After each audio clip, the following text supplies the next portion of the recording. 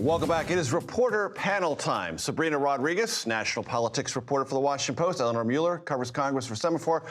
I haven't had anything to eat since 7 o'clock this morning, so it's also Almond Joy time. All right. Okay. So I'm going to have an Almond Joy while I ask you some questions. First of all, let's listen to sound from Katie Porter. I teased that before we went to break, responding to a question that has come up in her race to be the Democratic nominee for governor of California. Listen. And do you have the temperament to be the next governor of California? When I look at those videos, I want people to know that I understand that I could have handled things better. I think I'm known as someone who's able to handle tough questions, who's willing to answer questions. And I want people to know that I really value the incredible work that my staff can do. I think people who know me know I can be tough, but I need to do a better job expressing appreciation for the amazing work that my team does. Eleanor, it took a few days for that to come out, but she sat down and took a question and gave an answer. She did, and she was pretty frank with it. You know, I think she used a line she's used in statements responding to things like this in the past. Whether it's enough, I think, to sway voters remains to be seen. Still a lot of time, Sabrina, for this race to gel.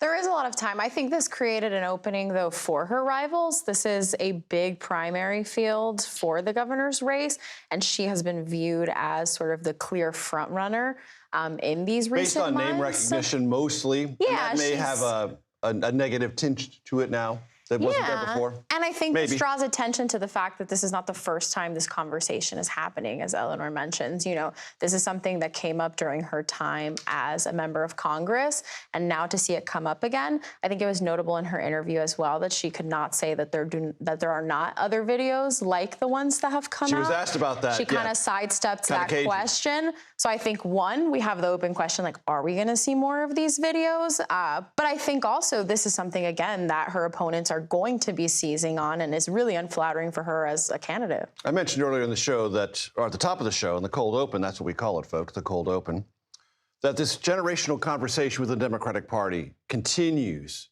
It's showing no sign of ending. If anything, the velocity appears to be increasing. There was another example of it today.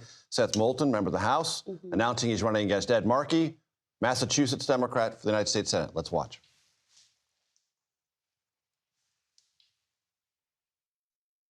Our party has clung to the status quo, insisted on using the same old playbook, and isn't fighting hard enough. We're in a crisis, and with everything we learned last election, I just don't believe Senator Markey should be running for another 6-year term at 80 years old.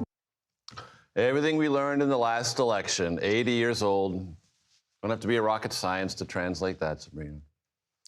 I mean, I think what's interesting here is to see the congressman so transparently say this is about age, this is about a generational shift. And can that be enough? Is that enough?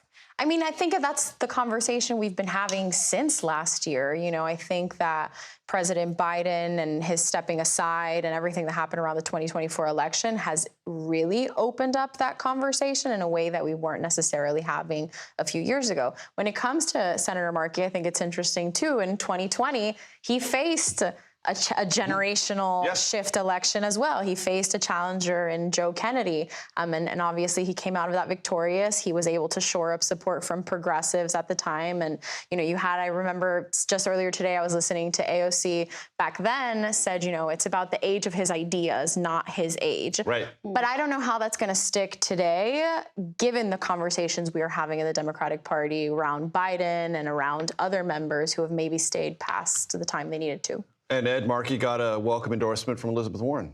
Yeah, today. I think it'll be interesting to see where other Democratic senators come out on this. I think a lot of them, especially coming off, you know, former President Joe Biden and the things that have come out since he stepped down about his age are going to be sensitive to defending someone who will be 86 when his term ends versus, you know, saying maybe this guy who's in his 40s could be good at the job as well. All right, play the Cuomo ad that we have queued up, and we're going to have like 10 seconds for each of you on the other side. Play it now, hurry.